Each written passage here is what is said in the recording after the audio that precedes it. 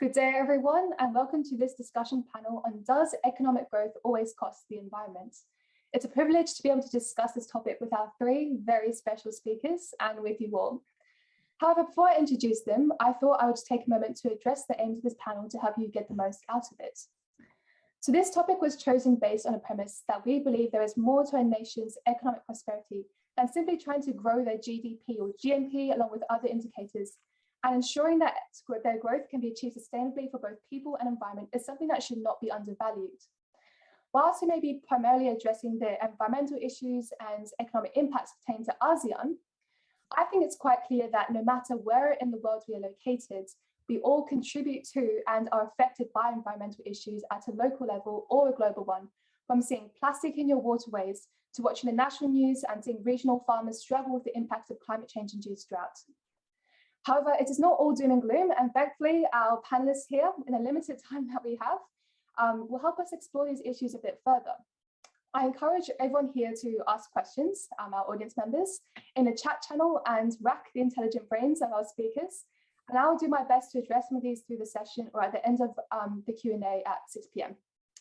Also, as an FYI, this panel is structured into 3 segments.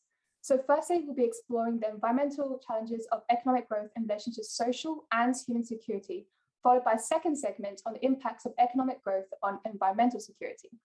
And then lastly, we'll finish with a segment on security for the future and learn about what initiatives are already in place to contribute to a more sustainable planet. But now I have the great pleasure of introducing our speakers. Firstly, I would like to welcome Dr. Venkatchalam Ambumosi, who is the Director of Research Strategy and Innovations at the Economic Research Institute for ASEAN and East Asia, Indonesia. His previous positions include Senior Capacity Building Specialist at Asian Development Bank Institute, Assistant Professor at the University of Tokyo, and Senior Policy Researcher at the Institute of Global Environmental Strategies and Assistant Manager in Pacific Consultants International, Tokyo. He has authored numerous books and research articles and produced many project reports on resource management policies, low carbon infrastructure design, and private sector participation in green growth. He has also been invited as a member of the G20 Task Force on Green Financing. Thank you, Ambu. Secondly, I would like to welcome Dr. Serena Rahman, who is a visiting fellow at the ISEAS Yusof Ishak Institute, where she studies sustainable development, rural politics, and political ecology. She also teaches environmental politics at the Department of Southeast Asian Studies, National University of Singapore. The rest of her life is taken up by Kalab Alami, a community organization that she co-founded in 2008 to help a community in Johor, Malaysia, participate in and benefit from inescapable development. Finally, I would like to welcome Sharif Martin, who is ACCA's Senior Policy Consultant for the ASEAN and ANZ region, and works extensively in thought leadership and professional insights on contemporary business issues. Prior to joining ACCA, Sharif held senior risk and strategy related roles, where some of these roles included a Big Four firm, a large listed palm oil producer, and a Malaysian capital market regulator. Having lived and worked through the Asian financial crisis, the global financial crisis, and now the pandemic-induced crisis, Sharif believes strongly in the need to think long-term in a short-term world.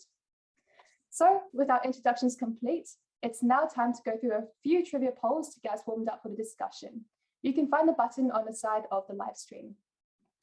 So the first poll question is, exactly how old are Southeast Asia's oldest rainforests? And while we wait for responses, Ambu, I want to know if you could briefly tell us, if you had the choice to explore any World Heritage site in the ASEAN region, where would it be and why?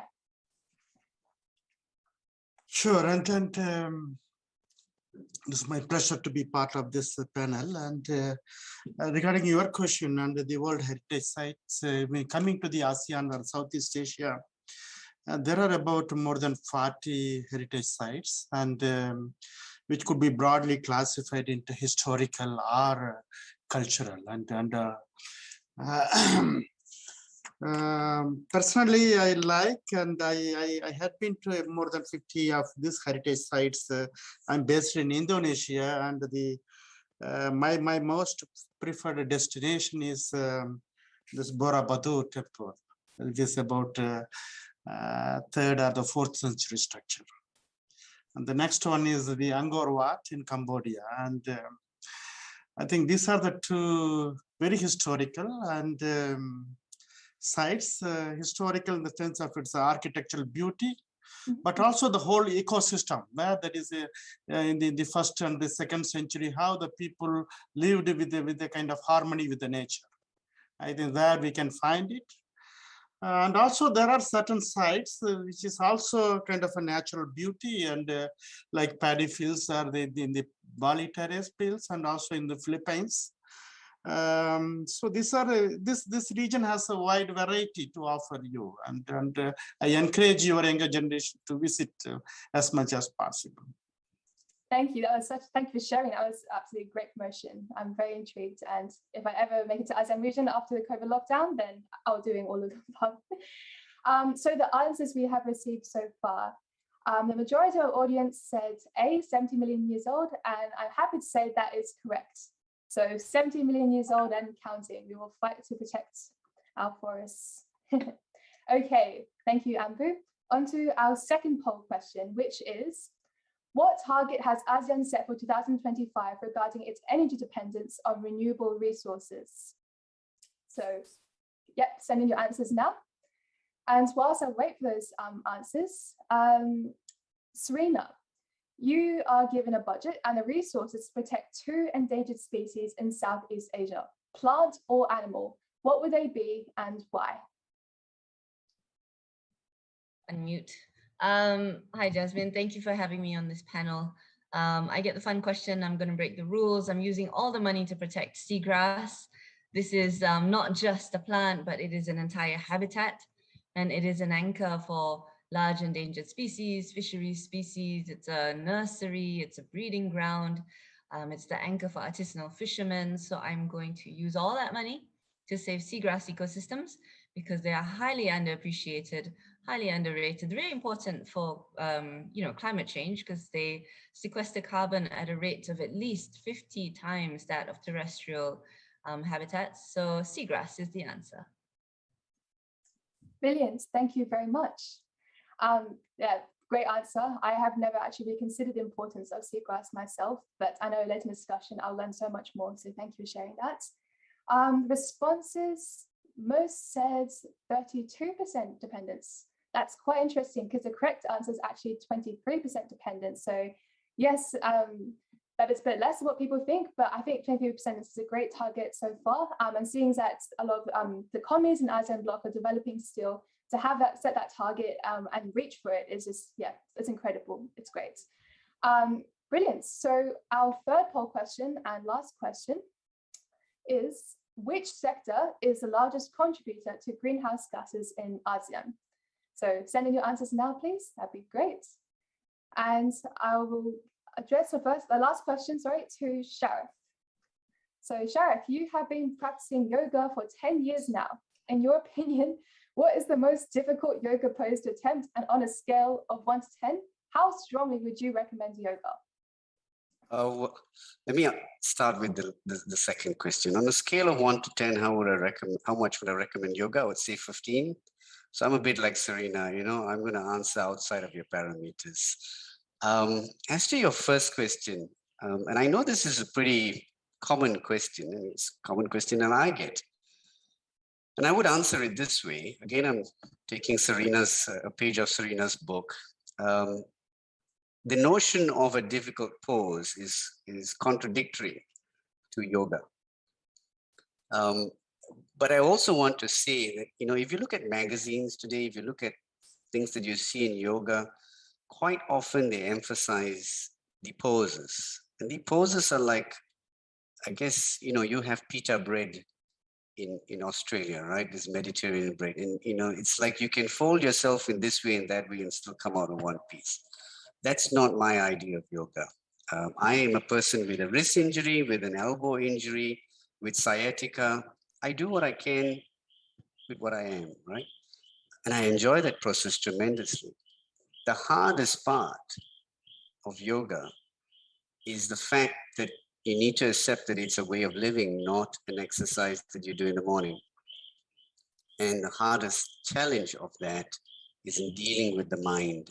There's a beautiful Sanskrit word called chitta, which explores the heart and the mind connection as one, and not in the way we've been taught, which is, okay, you got a heart problem, mind problem, and the two are not talking to each other. So we debunk some of those things. Now, I could go on and talk about yoga for the next 3 hours, but I think I should stop and let you carry on with the show, Jasmine. Thank you. Thank you, Sharaf. I think we should make that a panel discussion for next year. That'd be brilliant. Yoga with Sharaf. I love that. Thank you for sharing. Looking at the answers, majority said 57% energy as the answer, and that is also correct. Energy sector is very carbon intensive, and we will learn more about that in the rest of the panel. Brilliant. So that concludes our panel, the poll questions. So now we're going to move on to our first segment on social and human security. So in the ASEAN Human Rights Declaration, Article 28 states that every person has the right to a safe, clean, and sustainable environment. So in Australia, where I'm currently based, the human right to a healthy environment is not even recognized at a federal level, which has made it easier for multinational corporations to exploit our lands and oceans, and it affects many Australian communities, in particular the indigenous communities. So my first question is for Ambu. So Ambu, whilst ASEAN has already committed to taking greater action to protect these human rights, what are some conflict of interest examples that might hinder ASEAN from upholding these rights unconditionally?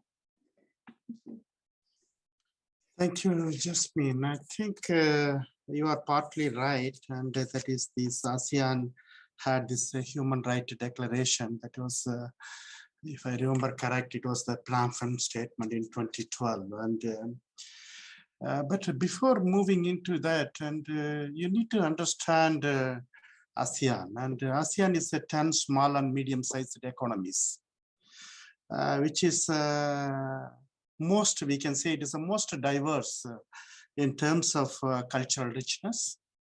And also it has a kind of a range of assorted economics and the political structure.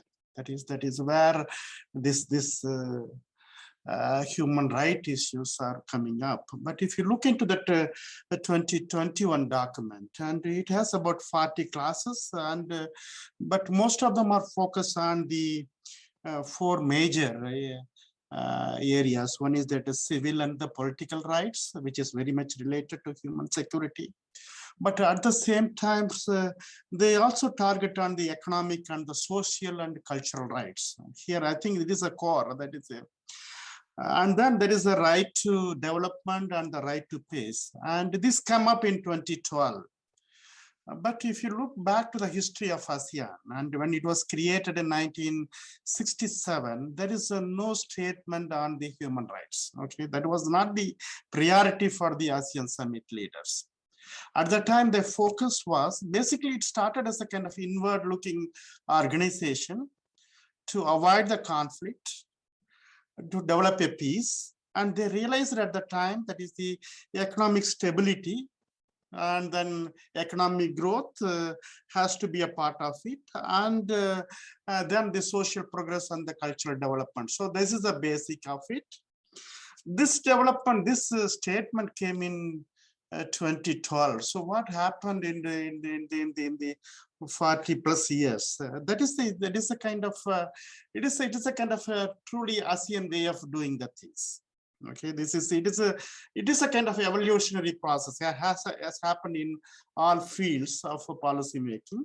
And so in 1976, there is a treaty and amity of cooperation. That is a kind of a foundation for the ASEAN Charter that also didn't involve or didn't mention about the human rights, but it all happened in early 1990s when this Vienna Convention happened, and at the time Mahathir was the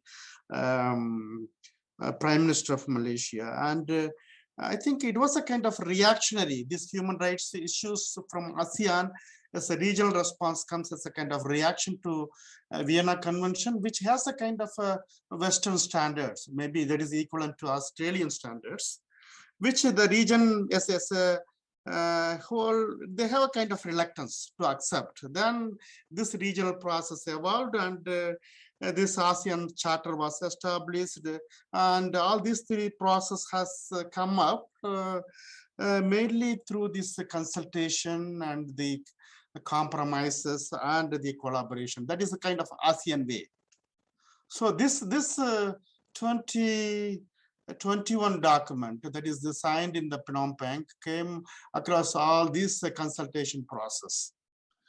But if you look into it, there's a kind of regional process. But if you see that the foundations, but these foundations are built upon the national laws. For example, take the case of Indonesia.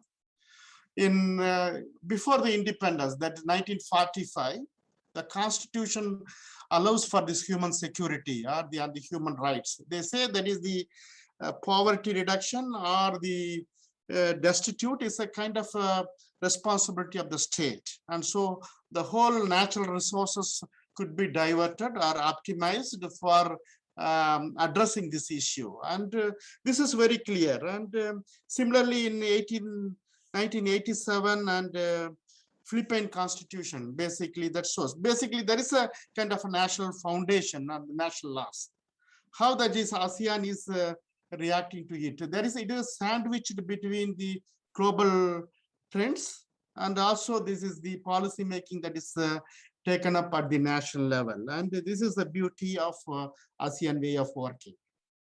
And there is also another case and between the 1967 to 2012, and there is a industrialization happened, and most of these people become a kind of middle class people, and then had the affordability, and they can afford to think about the human rights and also pollution issues becomes. So we have a kind of global trends, and then national level policies, and this new development at the micro level, at the household level, and all these things assimilated that translated into kind of a human security or the human right declaration. So it is not designed for a purpose. It is an evaluationary process. Coming back to this, your second part of the question, is there is any conflict or the trade-off? I see it is from the perspective, what could be the limitations of this ASEAN way of approaching things? I think here we find, and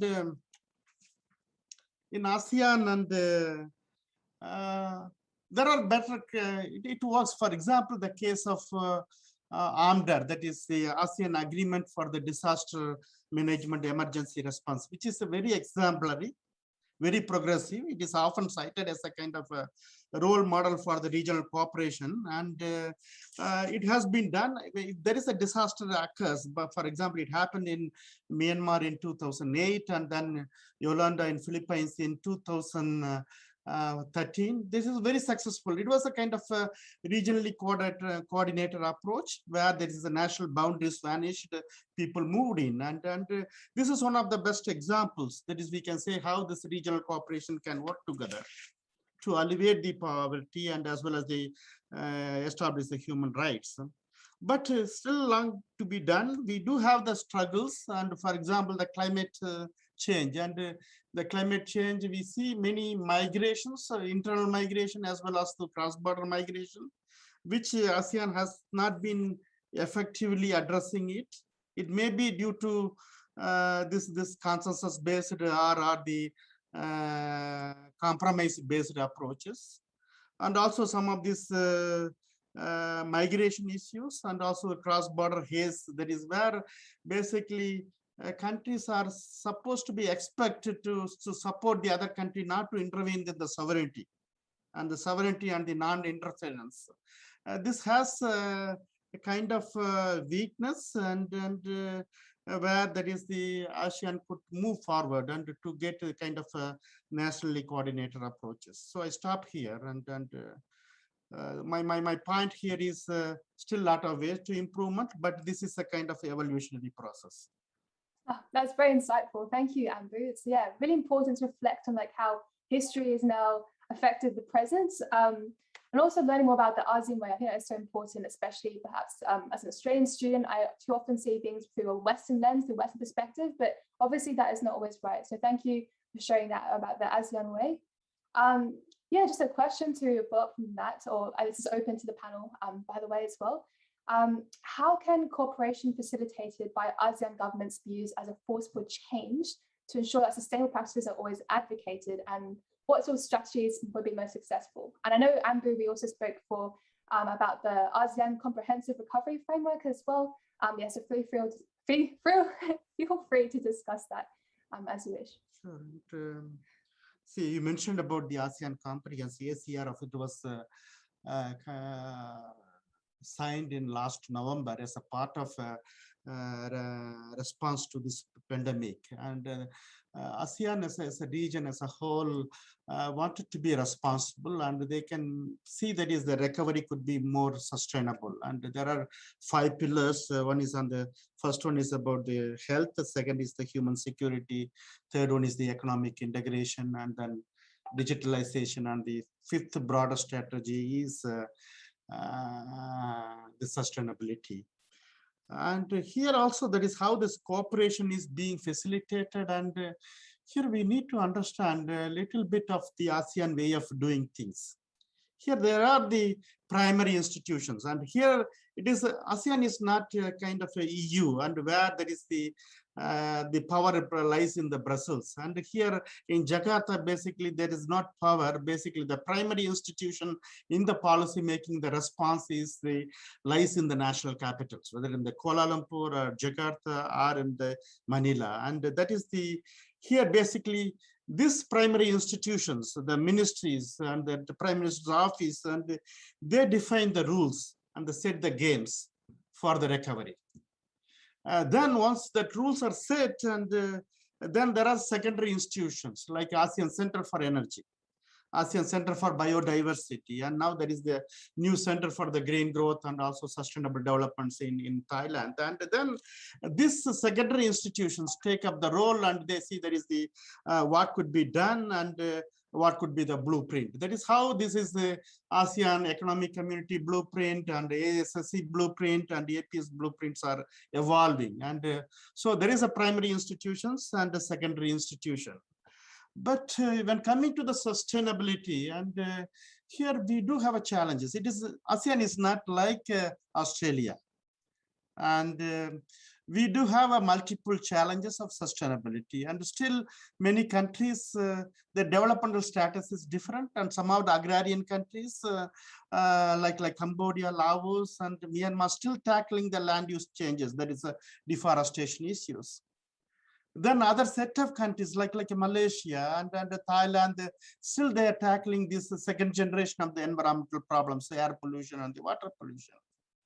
And then comes the climate change, which could be a third generation. And for Australia, basically, you solved one problem and move into the next one, and now you are tackling the climate change. But here, when coming to this ASEAN, or the more emerging or the developing countries of the ASEAN, and these 3 problems has to be tackled at present and simultaneously. That is the challenge we have. Then how this challenge can be tackled? And here we need a multi-pronged strategy. And my answer, it could be very simple or kind of straightforward. And there could be 5 strategies. And this region, one is that is focusing on the economic integration and the economic growth. So this future of the growth has to take place, where there's a continued economic growth, but reduced or the decoupled emissions and the pollutions. How we can do it? I think here there is an innovative way of doing things, and for my first pillar of action is to liberalize the trade, and particularly liberalize the trade for the environmental goods and services. Still, the tariff rates are high. And so that automatically increases this cost of the technologies. So that is the first strategy to these countries should work on it. And because these countries are not basically they're technology takers rather than the inventors. Okay, that is the difficulties we have. And second thing is we need finance, I think, to finance all these things. That is the nuclear. And here, so far, and we have seen that is the most of these sustainability actions are coming from the public finance. Then there is a kind of unrealistic expectation of international finance. then only the private finance comes. And here we need to reverse that order. I think where that private finance comes first, and then it could be catalyzed by the international finance. And then third is the kind of public finance, because after the COVID and most of the countries lost their fiscal space. So the finance would be the second where more innovations has to happen. And the third part is that is the market-based instruments. And the climate change, I think now many countries has been going for these ETS. Singapore has introduced the carbon pricing system. Other countries are using for the ETS. That has been failed in Australia, and it was here you have the political economy, but it is one of the low-hanging fruit. Give the market, and so far in ASEAN, and our approach has been the regulatory approaches and the technology based. Now it is a time to test market based instruments, and that is a carbon market, and this carbon market could be integrated. And these are the three primary strategies, but all these things, and the fourth strategy could be that is the capacity building. And here we need to learn from the best practices, international best practices, like a development partners like Australia can help. That is what are the best practices, and how this technology development and the finance could help. And here we need much more to be done. And certainly this capacity building. These are my kind of bold ideas, are the kind of new strategies that countries can look into.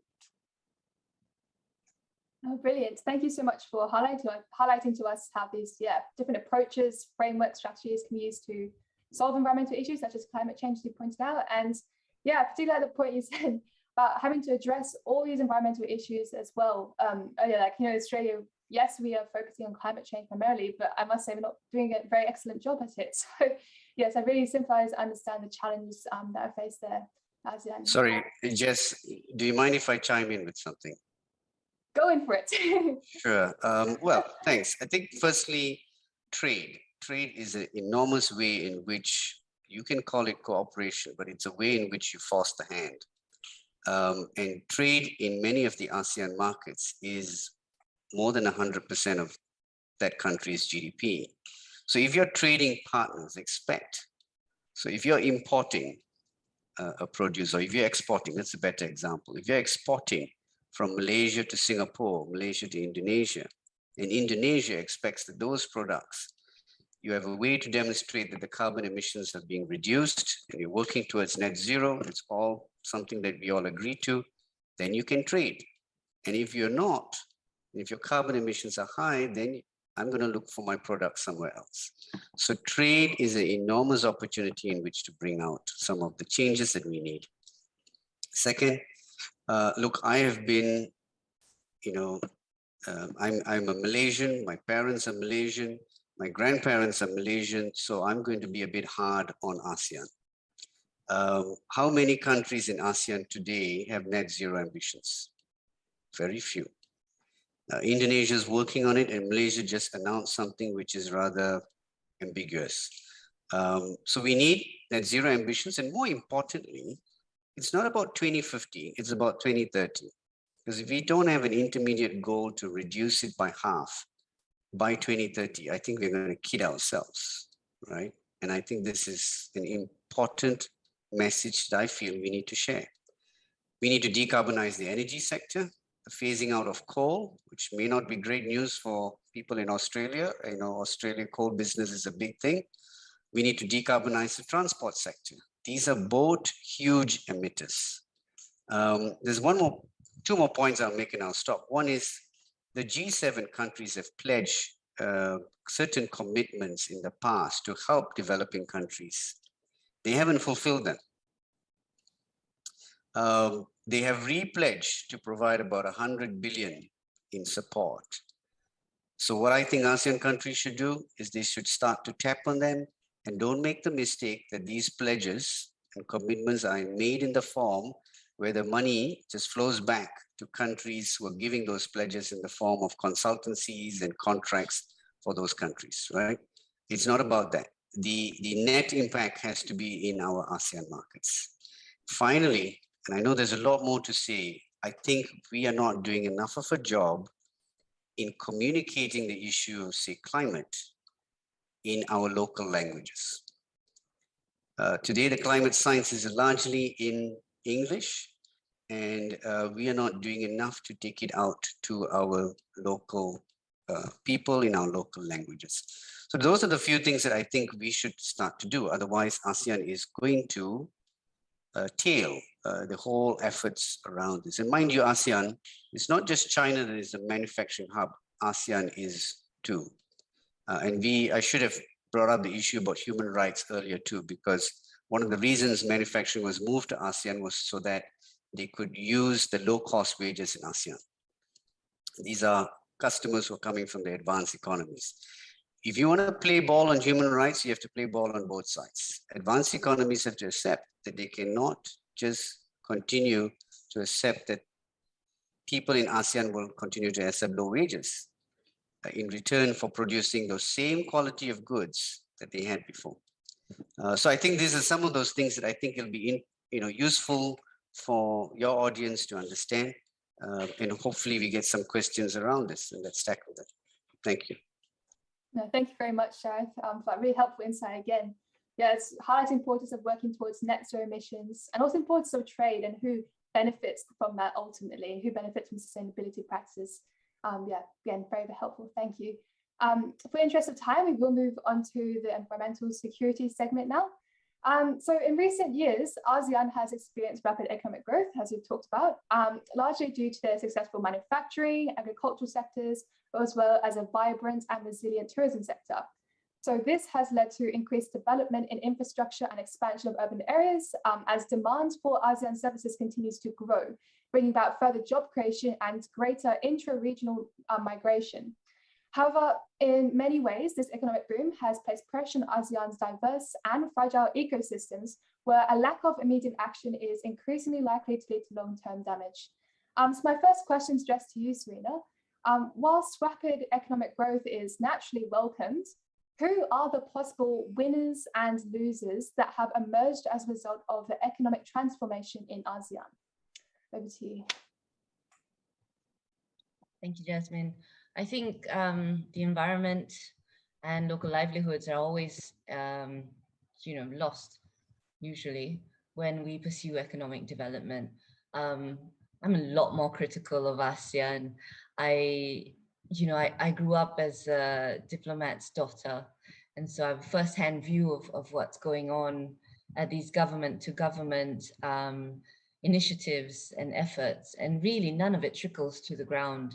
And when you have big top-down regulation, especially from ASEAN, I mean, at the national level within each Southeast Asian country, already there is a lot of difficulty in ensuring that there is equity and equality when development comes about.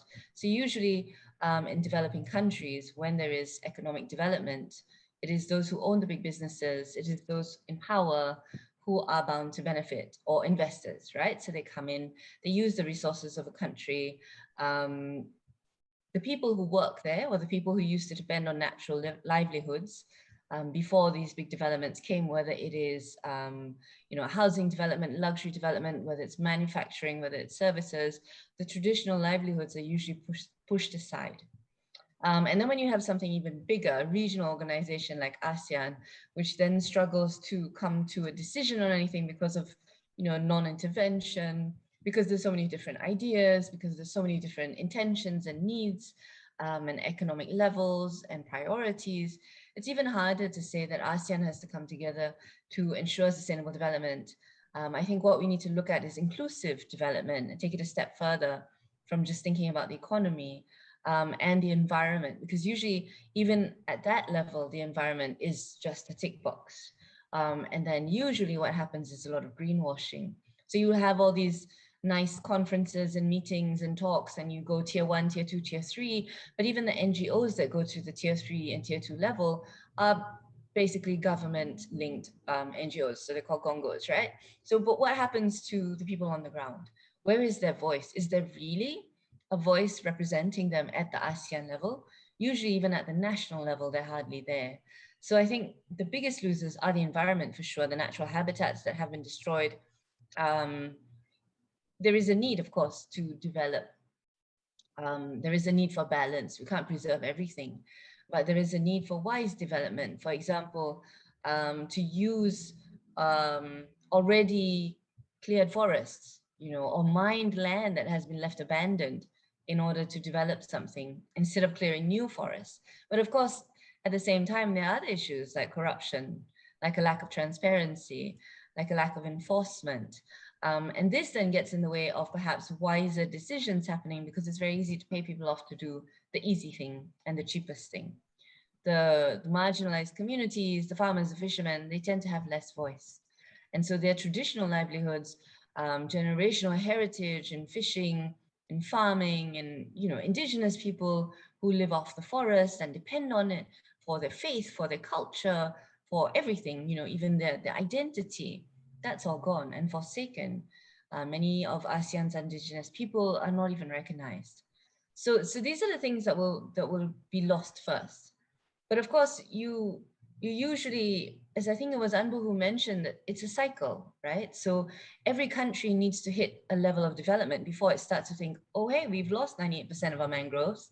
One of our smaller countries in ASEAN has done that. So maybe let's fight to protect what's left, So this is the cycle that unfortunately I think many of us have to go through. And I think Tun Mahathir was mentioned before, and his argument at the international stage was, developed countries have had their ability to develop. Now it's our turn, and you need to help us. I think there's something needs to be said for that in terms of, every country wants to develop, but I think we can learn from history. We can learn from past mistakes and make things better. It's just whether there's a political will at the national level, not even going to the ASEAN level, because to be honest, for most of the time, ASEAN decisions rarely trickle down to the ground. Yeah. Jasmine, can I? Yes, go ahead. I echo Serena's points, and I think you posed the question of economic, what are the difficulties in the economic transformation. I change a little bit on what prevents this low carbon energy transition or the low carbon economy. And here we know that is obvious, and these are the kind of block and vested interest lies. And see, for example, take the case of Indonesia, and here there is a huge coal resources, and this is cheap, and it is affordable, and it's also bring the competitiveness of the production. I think Sarath mentioned about this economic structure where each countries need to collaborate, and also they need to compete, and where that is this cheap energy comes in, and then how I can lose my competitiveness in the case of here there is a climate change, it's a global good, and that is a kind of beauty of it, and it has a global public good in nature, but the actions has to be taken at the industrial level, and also most probably at the local level. This comes to Serena's point, whether the ASEAN is doing right thing, and I need to defend, yes, and but not to that level. And here you need to see the structure of the policy making. It is basically a kind of a elite process, or this kind of political process where these decisions are made in the national capital. This is basically kind of an open regionalism. That is open for the consultation, compromises, and there is not much a kind of a drive. And what I wanted to see to happen this low carbon energy transition is a kind of regionalization. Regionalization means let us keep aside this regionalism and give more actions to bring this private sector and also the communities, particularly the local governments. So we build a partnership where that is everyone has understand what are their own strength and what are their deliverables. Then that way, that is as a partnership, I think it is much more workable than this elite process. And but again, this is a game of losers and winners. And there is in the transition, when coming to the sustainability, there is no clear winners and losers. And in the beginning, and there in the short term, there will be more losers. The game, the rule of the game is how you are going to compensate for the losers. And that need to think. And here I believe that is a kind of a partnership between the government, private sector, and the local governments will help. And this has to be built upon this DNA of this local communities. I'll stop here. Wow, thank you so much. There was so much to unpack there. I yeah, seriously wish we had more time. It's a great discussion. Yeah, looking at how when it comes to developments, like we should have the environment at the forefront and at the top of the agenda rather than trying to, yeah, as Serena, you were saying earlier that people commit deforestation and sort of, cut down 90% of the trees and they start to realize the issue there. And then Ambu, looking at contrasting the late processes and regionalization, it's all definitely really good food for thought. And to our audience, I really encourage you to investigate further. Thank you very much. And just kind of lead on to our second question before we move on to our final segment. What are examples of trade-offs that can occur in trying to achieve a net positive impact on a natural capital? Just for our audience's knowledge, so when we talk about net positive impact, we're referring to business in which more is put back into society and environment than what is actually taken out initially. And natural capital refers to the world's stock of renewable and non-renewable resources. I know, Serena, we had some discussions before about hydropower and how that's actually, while we think it's amazing, sustainable technology, it's great sustainable development, renewable resource, it actually has tendency to cause more damage to ecosystems. Could you briefly touch on that for me as well? Right. So I think if you come to businesses trying to give back more than they take, a lot of times this has to do with let's plant trees for however many miles our staff have flown, right? So that's always the easiest way out.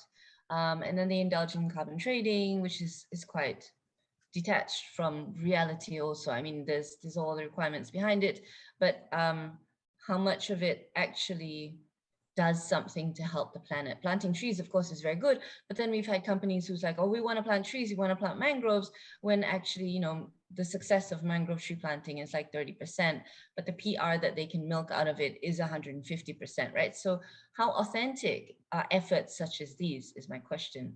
And how much of it is, as I mentioned, greenwashing or just ticking a checkbox?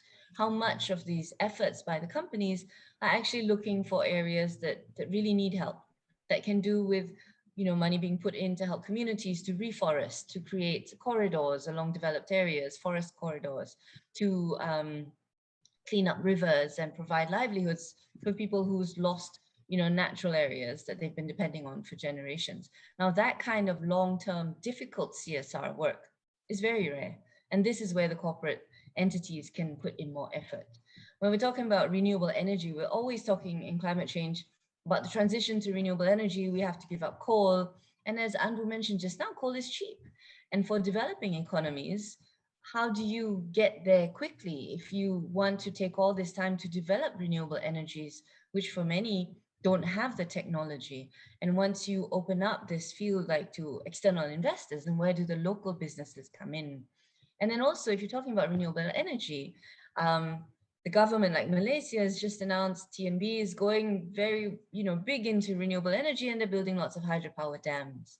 When you build a hydropower dam, there are issues of community displacement because this dam is huge. There's issues of clearing of forests and blocking of waterways. How does that affect what is downstream? There are issues of loss of sacred lands, displacing people, and usually these are indigenous people who depend on the forest, and then the damage in doing this.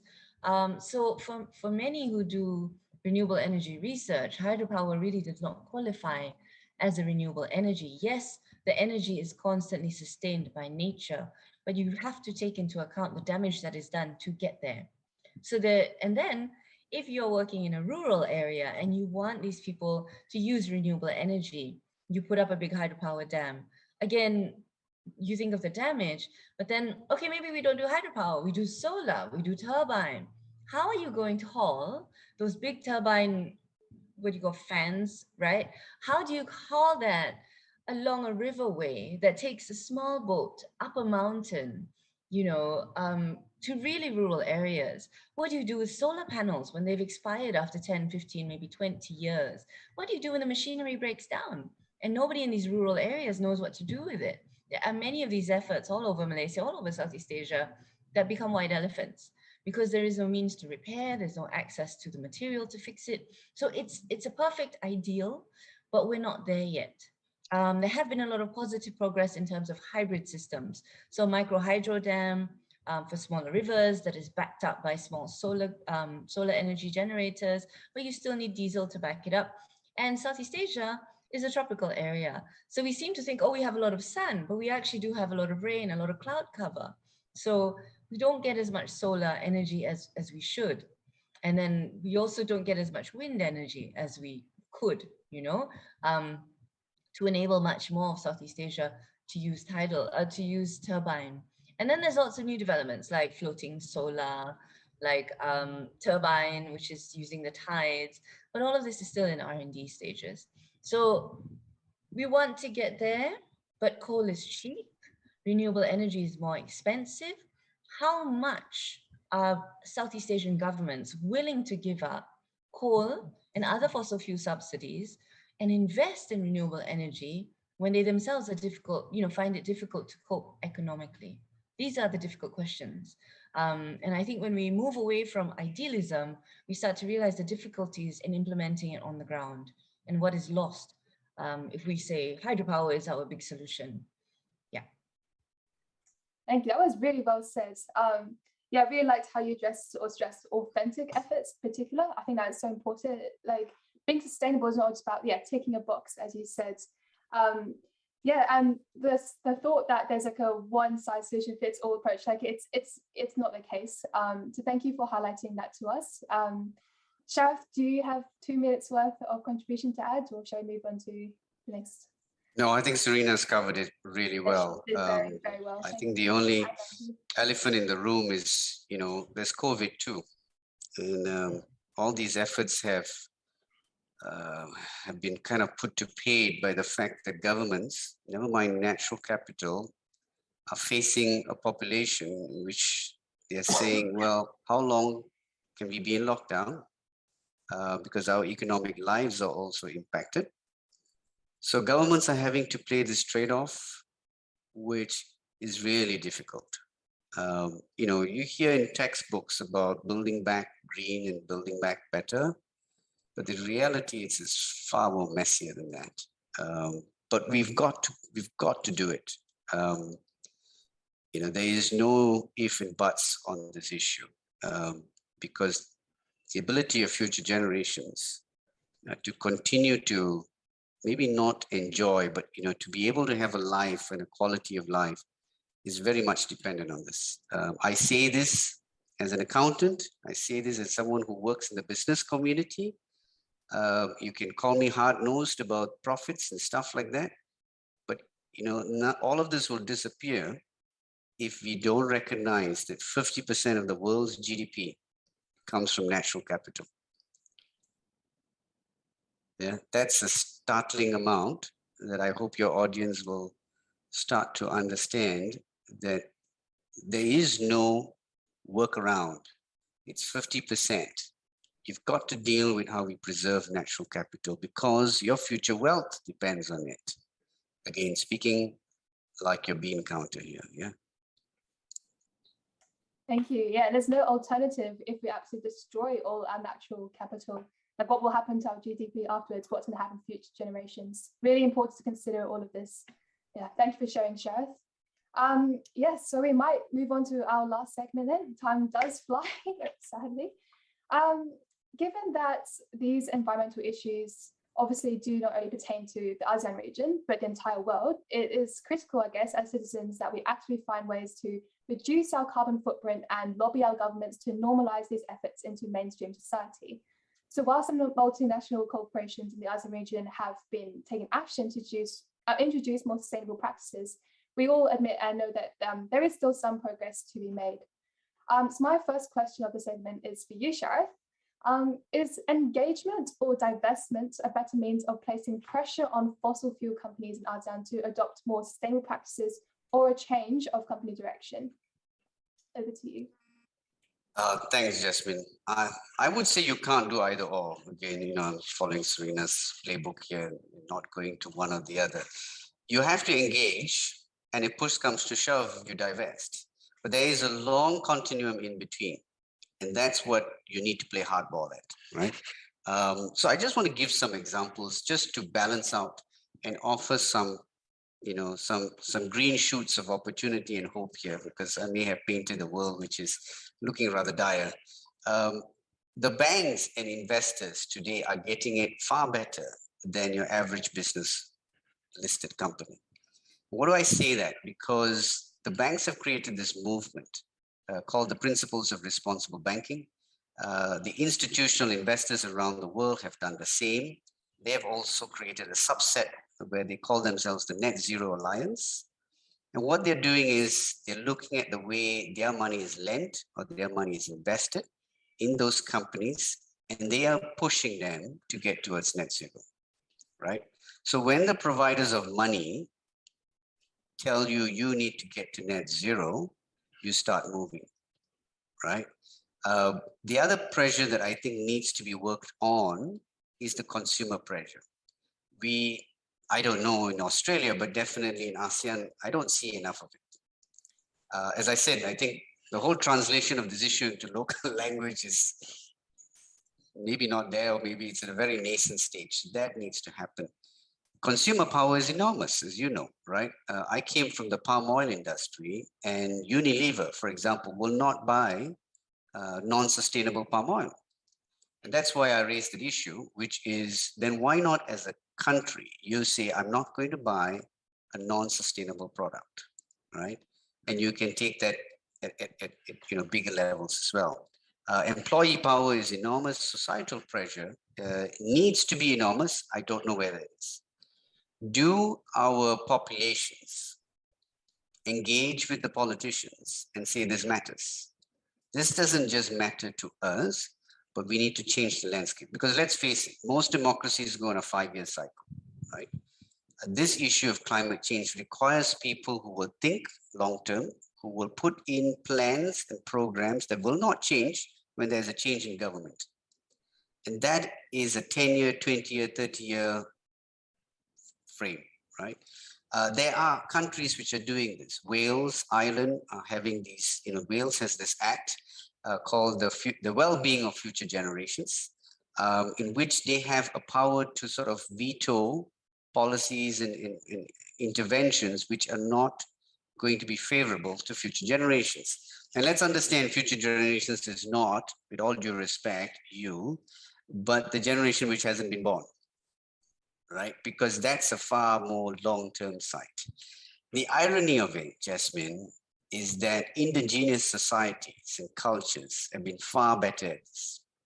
Far better at this. You can trace it to North American cultures. You can trace it to those cultures that Anbu talked about in ASEAN. And you can even trace it to cultures even in Australia and New Zealand. I'm very sure of that. The concept of genealogy and what we are passing forward, not leaving behind, subtle difference, passing forward was clearly there. So those are some of those things that I think we need to start looking at. It's not a simple case of, okay, let's just, tell them I'm not happy, I will divest. No, you grind them towards agreement that we need to get towards net zero. You engage them, you tell them, I'll tell you something, right? Any CEO and any CFO, if you take the message to him or her that in 3 to 5 years, I'm going to raise the cost of borrowing, I'm going to pull back your lending if you do not show me commitment and plans towards to get to net zero, they will get their act in gear. It's as simple as that. No one wants to pay whatever amount of basis points above whatever they're paying now. And if the threat is even that, hey, you might not have new loans, the insurance, I didn't talk about insurance, but they've also come to the party. So there's lots of these pressure. They need to be kept up. And then we need to supplement it because, as I said, consumers, society, electorates, employees, are we doing enough? I'm not sure. Let me stop here in case the other panelists have something to say. Would any panelists like to suggest or make a contribution? Can I? And I think Yes, you can. I think Sharath brought in a very debatable issue, and the one is untapped potential of the consumers. I think that is true, and another thing is these investors, particularly at the banks and the institutions. Coming back to the consumers, and here we need to find this reality. Of course, they have the power and they can dictate the markets. They can dictate these technology companies. But unfortunately, if you look into this region, it is not only here, but it is everywhere. The willingness to pay, and that doesn't exist. And basically, when coming to this willingness to pay, most of this mindset is not now. I think we did a survey. I think I was in Tokyo, and that is also there is a greed mindset, but there's when coming to that, who is going to pay for it, and they said it is not now and not me, and that is a kind of a mindset that is the consumers has. And this is true also. For example, if you go to the market, you have a rechargeable battery and you have an alkaline battery, and the alkaline battery costs less. But and also like organic food and non-organic foods, but usually that is a price they determine the buyer's behavior.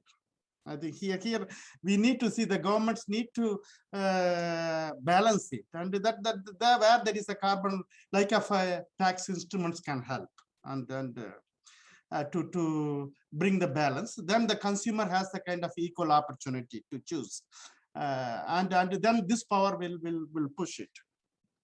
And second part and is these investments, and for all this transformation need money. I think everybody knows it, and but in the market there is a plenty of resources, and but the problem is, and this is not blowing at the speed it is needed and at the scale it is needed, and Sarath mentioned about the different very, very positive outlook, and here like consumers and the financial sector doesn't emotion doesn't speak, and basically the bottom line is profit making. Okay, how much you get it, and here we find the difficulty. And for example, the renewable energy project, and most of this lending is coming from the credit or the equity, and we find the project, the internal rate of return from the project is about they expect about 12%, but reality is about 6 to 8%, which is basically the buying cost is more. And then nobody wants to invest in a losing project. They don't. Business or the investor, they don't want to be the first loser. So what they want to either guarantee or the price rectified. And usually when we are making this cost, and we don't really calculate this environmental cost and the social benefit cost. Basically, it is somewhere hidden, and there is a market distortion. And again, providing this kind of tax mechanisms can rectify this one is, and whether the government has ready to do it, and the speed at which they wanted to do it, and still it is we need to be debate. And when coming to the tax, what is the price you are going to pay for it?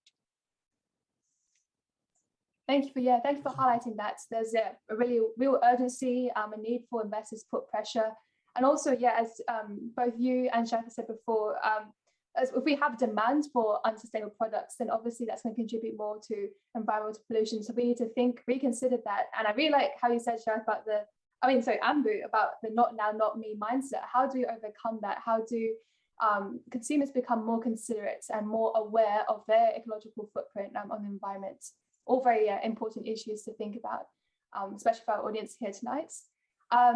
Move on to our second question. Thank you for those responses. Sharif, or anybody here, what is green finance? So think about the future, and what role does it play in creating a more sustainable future? Just because I know there are a lot of students here in the audience who are interested in how green finance is moving forward, and potentially looking into careers in green finance. Thank you. Yeah, thanks, Jess. And I may have answered that a little bit earlier when I was talking about the principles of responsible banking and the net zero alliance. But I won't give you a technical definition of green finance, but rather think of it as how we're going to finance a couple of things. One, whether you're reducing your carbon emissions, And then what are you doing using the finance to improve, say, water quality, air quality, things in which you depend on from nature and improving that, right? All those things that Serena and Ambu talked about in terms of renewable energy, if you're financing that, that's a form of green finance, right? The people who invest in companies who are doing these sorts of things, it's also a form of green finance, or you can call them green investments. So that's, I think, the nature of what a green finance is. Will it play a role in a more sustainable future? Absolutely.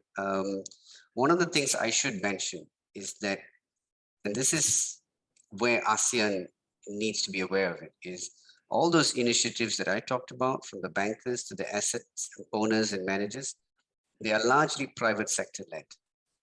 Because I'm not sure whether it was Serena or someone who said that typically in ASEAN, we are very regulatory led. When someone makes it a compliance issue, then we get up and we start doing something about it. If no one chases us with a law or rule or regulation, then we just keep quiet, keep our head down and just hope it goes away. I don't think that's going to be the way forward. As I said, all of these movements that I spoke about are private sector led. They are led by CEOs. And so they're very interested in this. There's a task force on natural capital. It's led by a Singapore-based CEO. And, they are looking at what I just spoke about, that 50% of the GDP comes from natural capital. As a CEO, together with my other CEOs, we have to do something to preserve this. So, but it echoes, I think, something Ambu said. What we're not seeing is the pace that we need. We're seeing momentum. We're not seeing the pace. For that to happen, we need to change planning horizons.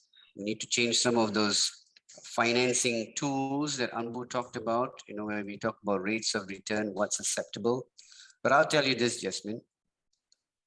We've all been talking about COVID now, and we've been alarmed and surprised in the way in which the brakes were stepped on and everything came to a screeching halt. But the reality is people have been warning us of the pandemic for the last 5 years. So we have a choice as to whether we are going to use the time that we have to deal with climate change, or climate change will tell you, you're going to have to deal with me. And when we get to that stage, I think we will have systems upended. We will have those human rights that you talked about. You will have all those trade-offs that you talked about, just like COVID today. Unthinkable. The nature of the brakes that we had to apply, we had to. So, I'll balance out those perspectives, little positivity and a little cautionary message there. Yeah, thank you for that. I guess it's quite clear that the future financing is not about making decisions and lasting benefits for our clients, but for society as a whole. We've got to take everyone into the picture, have a more holistic approach to that. That's very insightful. Thank you for that. Serena, did you want to say something? Yeah, I think, I agree with everything that Ambu and Sharaf has said. But I think when we talk about environmental economics, for example, we need to take it a step further. So if you're going into green financing, then you need to look at the opportunity cost of doing something. And to assess that, you need to look at ecosystem services. So it's not just how much is this habitat worth, but what else does it do that you don't expect it to do? What are the other values, non-asset values that are there that need to be calculated and taken into account? I think a lot of natural habitats are not actually given the full value, dollar value that is accorded to it. And all of that needs to be calculated if there needs to be a fair assessment. And that is really the actual natural capital that is not being adequately processed at all. So this is something that is beginning to take shape, but it's very slow. I think there is a resistance, not only because it's very difficult to calculate, but also if it shows that your cost is very high, then your investments will be very costly, and people don't want to see that because they want to take the cheaper, faster option. But I really do like what Sharad said, climate change is just going to tell us, too bad, you have to deal with me. And then we'll see what happens next. Yeah, and I just wanted to come in on Serena's point. I think that's, clearly a point that needs to be addressed. How are we costing these externalities? We don't have systems that do this today, but that is the challenge for us. We've got to find something. We better find something before it's too late. That's my view. But it's a tall order. I know Serena and I make it sound very simple that someone just needs to turn the back of an envelope and we'll do it. It's not, because we've not known a system that can account for this. But I just wanted to echo what Serena said there. And that's excellent. Thank you. And yeah, it's hard to put a dollar value on ecosystems when they're virtually priceless. Like again, they reiterate, once they're gone, there's no bringing them back. And with climate change, if we don't do something now, if we don't take action, then it will be too late. And then what can we do then? We can't move to Mars. We've only got one planet. So yes, thank you so much for that insight. I guess we're moving on to our final question before we hit about roughly 5-10 minutes of Q&A. Final question is open to the panel. What should be the role of ASEAN governments, businesses, and organizations in setting baselines for determining whether a green initiative has a net positive impact on the environment? So when I was thinking about this question, I think about maybe the green bond principles set in 2014 by the ICMA, or even just various certifications for sustainable farming practices. What are your thoughts on that issue?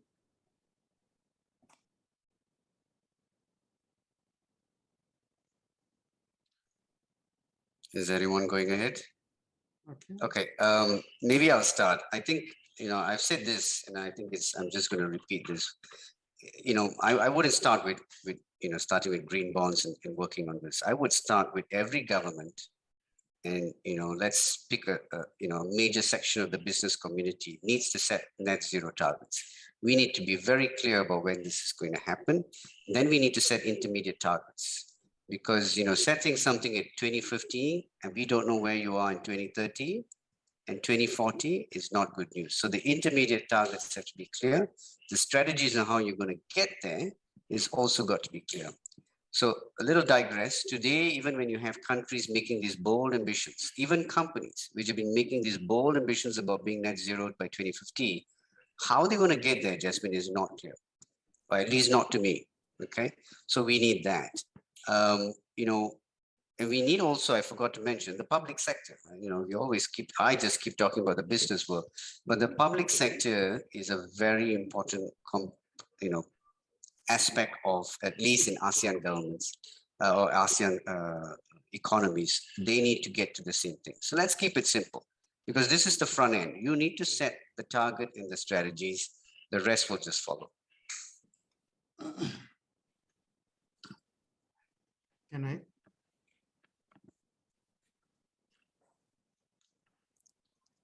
Jasmine, can I? Yes, sorry, yes, go for it, Your floor is yours. I think the question is basically looking forward of seeing the future, what the governments and the private sector can do. But I wanted to go back and see how was our past history and see in Australia, for example, this level of life or the economic status has happened. This infrastructure and other investments happened. It took nearly 200 years for you to come to this range and this level of life standard. And if you come to this region and the ASEAN and these 10 economies, seeing it all happened within the 30 years. I think then you need to see that is where the technology and the investments happened. And again, this is the banks and the institutions and the technology providers in Australia and US and Europe and Singapore. They provided it as more than 50% of their investments on the technologies came from them, but not in the right way it should be. And so basically the speed at which it transformed and it basically it resulted it, but it is aided by the conventional practices. And then moving forward, I think Sarath also mentioned, and here a lot of greenwashing is going on. And my provocative thought is that the session is whether the economic growth can be decoupled from the emissions and the pollutions. Yes, we can, and whether we have that kind of political will, whether we can say that is the this future of the finance, all the future investments will be green, and we will provide a taxonomy. And these are the green A, green B, green C, not more than that. Whether the governments can take a decision, whether the business can commit for it, though they are losing the money in the short term. Then what could be, whether again we tap back to this consumers, whether consumers can afford to pay mere $1 per extra. So this is a price that is a price tag that is everybody has to bear it, and it cannot be a business as usual. So there will be a cost, and everybody should be paid for it. And the government set the rules, and the private sector and the community-based organizations work towards that goal. Thank you. Thank you. Yeah, it's always like I have to consider the growing pains of making a more sustainable economy. Is that you've got to consider the long term over the short term, even it might hurt you in the present, the long term effects are going to outweigh that. So that was very insightful. Thank you very much. We will quickly move to the Q&A. I know we've just talked a bit about the public sector, the private sector. Now we have a question that's kind of focusing on impacts on rural communities again. So one audience member has asked, given the economic challenges of establishing sustainable infrastructure, how can development be implemented in a way that is environmentally considerate and at the same time does not price out rural populations in particular?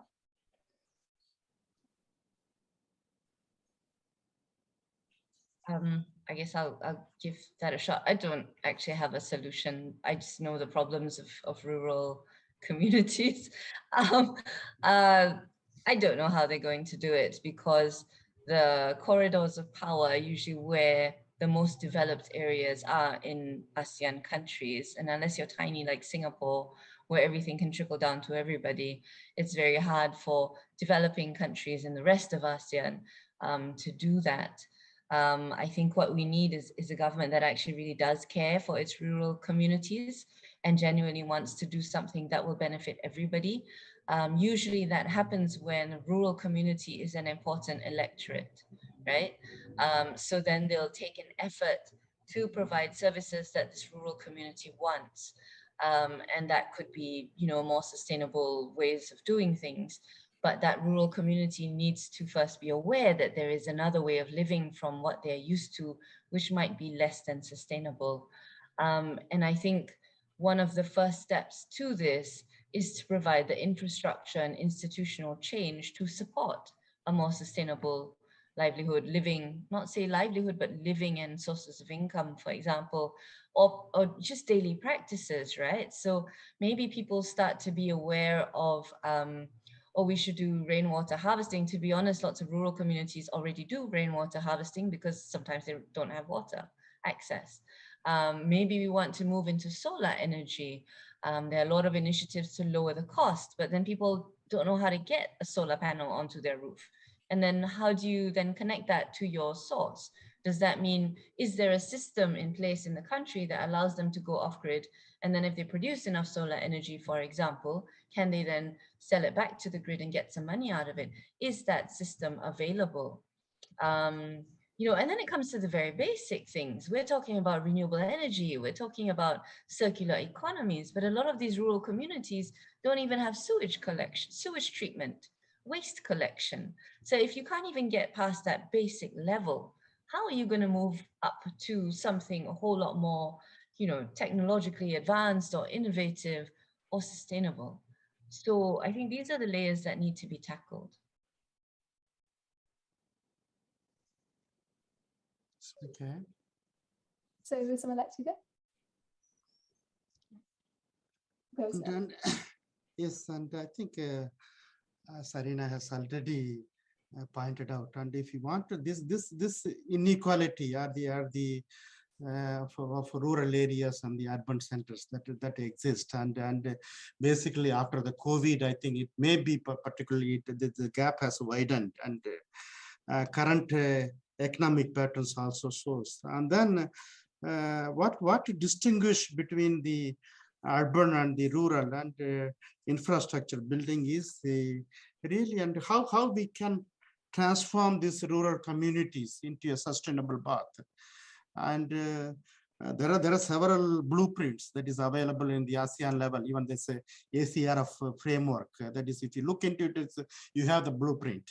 But the basic thing, imperative is two, and basically, one is the, or maybe I can say it is three. One is that is the access to the technology. I think Serena mentioned about the renewable energy, and it is unfortunate, and still the access to technology is very limited for the rural areas. Second thing is access to the finance, and this is also very much limited, and they need a lot of collateral, and here this rural community is disadvantaged. And some communities, and they open up. For example, technology comes, but then finance comes. But the beauty is these two windows has to be opened together to find a sustainable solution. And third thing is also the knowledge, the capital, and that is the knowledge, that is that the access to the knowledge, or the maybe say there is the ignorance, and here we need to bring a much more knowledge and the capacity building. And one strength in the rural areas is this social capital. When compared to urban areas, rural areas are rich in the social capital. It is a kind of a binding relationship among the citizenship for a common goal. And how we can maximize the social capital to harness the technologies and the finance. They need a completely new setup model. And some communities, it worked very well, and we need to upscale it at the national level. That need a public policy support. It cannot be given completely to the private sector. Stop here. Thank you. That was very helpful. Yeah, bringing social capital into the equation, not just natural capital, and having the policy to support that, as you said. Thank you very much for all of your responses. We have 5 minutes left. I might go push for one more question, if you can answer as briefly as possible. Whoever wants to answer first, maybe. How can business value creation be made more sustainable as companies look to build more inclusive prosperity? Or in particular, are there any examples of projects that you guys know of that have already made a sustainable impact in ASEAN? So maybe some kind of inspiration to sort of finish off with.